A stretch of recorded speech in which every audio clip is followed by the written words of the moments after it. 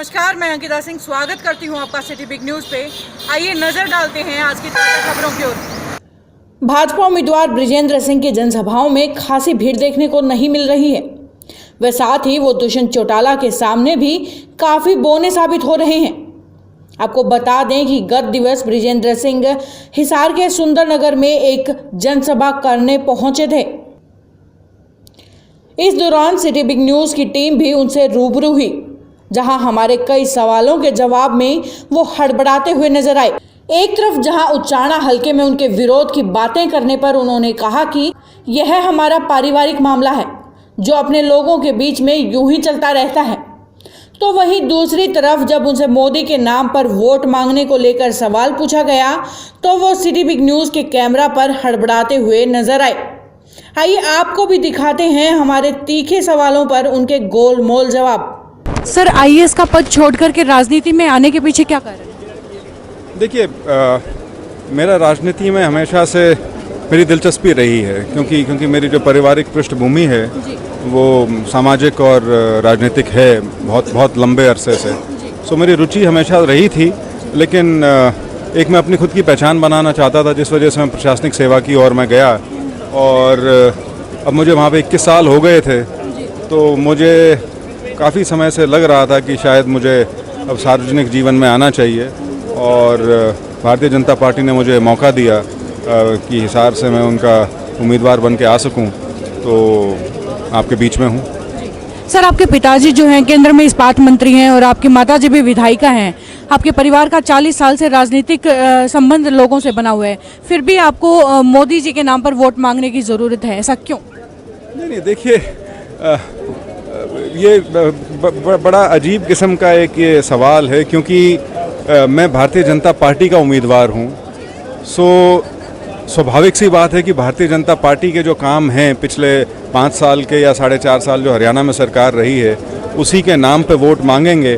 और यदि लीडरशिप की बात की जाए, नेतृत्व की बात की जाए, तो मोदी जी का जो नेतृत्व 5 साल का रहा है और जो भी वोट बीजेपी को डलेगी या मुझे डलेगी, वो स्वाभाविक तौर पर नरेंद्र मोदी जी को प्रधानमंत्री बनाने की ओर ही डलेगी। और सो इसमें मुझे तो कोई ऐसा अपवाद नहीं लगता। और मेरी जो ठीक है, मेरे माता पिताजी राजनीति में बहुत उनका उच्च स्थान है, वो भी अपनी जगह एक चीज़ है। लेकिन इलेक्शन तो इसी चीज़ का है कि अगले 5 साल देश के सक्षम हाथों में सौंपना है। तो हमारी पार्टी से तो यदि लोगों में विश्वास यदि हमारी पार्टी में जताते हैं, तो निसंदेह नरेंद्र मोदी जी के नाम का ही वोट है। सर, बात अगर हिसार लोकसभा सीट की करें तो दुष्यंत जी पहले यहाँ सांसद रह चुके हैं और भजनलाल परिवार का भी काफ़ी अच्छा राजनीतिक संबंध यहाँ से रहा है। इनके मुकाबले अपने आप को कहाँ मानते हैं? देखिए, इन लोगों ने खास तौर पे पिछले जो 2-3 चुनाव पे यदि आप नज़र डाल के देखें, तो ये चुनाव इन्होंने जातीय ध्रुवीकरण करके लड़े थे यहाँ पे। और एक बार वो जीते, दूसरी बार दूसरे जीत गए, कुछ इस तरह का यहाँ पे चल रहा था सिलसिला। जो कि इस बार, क्योंकि भारतीय जनता पार्टी खुद मैदान में उतरी है, और भारतीय जनता पार्टी आप जानते हैं एक राष्ट्रवादी पार्टी है, राष्ट्रवाद मुख्य विचारधारा है, जिससे पार्टी अपनी सारी जो स्रोत है पार्टी का विचार का और सोच का, वो वहीं से आता है। सो वो जात पात से ऊपर है, क्षेत्रवाद से ऊपर है। सो आज की जो स्थिति है और लोगों ने जो मन बनाया हुआ है भारतीय जनता पार्टी को और मोदी जी को प्रधानमंत्री के रूप में देखने का, तो मुझे नहीं लगता कि कोई खास चुनौती चाहे दुष्यंत जी हों या कांग्रेस के भव्य हों, उनसे कोई आने वाली है। जी बिल्कुल। सर, हरियाणा के सभी सेक्टर वासी जो हैं पिछले काफ़ी समय से इन्हांसमेंट के मुद्दे को लेकर काफ़ी परेशान हैं और भाजपा की तरफ से बार बार आश्वासन देने के बावजूद भी कोई कार्यवाही नहीं की जा रही है। इसके बारे में आपका क्या कहना है? नहीं, कार्रवाई तो उसमें बिल्कुल हो रही है। उसके ऊपर एक कमेटी भी बनी हुई है जो उसका रैशनलाइज करने का उसको प्रयास चल रहा है। सो मैं उसकी डिटेल्स में तो नहीं जा सकता, लेकिन मुझे लगता है शीघ्र ही चुनाव खत्म होने के बाद, क्योंकि चुनाव में आचार संहिता आ जाती है, उस पर मुझे लगता है शीघ्र ही कार्रवाई होगी और लोगों के हित की होगी। जी सर, आपका खुद का राजनीतिक हल्का जो है उचाना है, वहाँ से आपके विरोध की काफ़ी खबरें आ रही हैं, इस बारे में आप क्या कहना चाहेंगे? देखिए, वो सिर्फ हमारा राजनीतिक हल्का नहीं, हमारा परिवार है।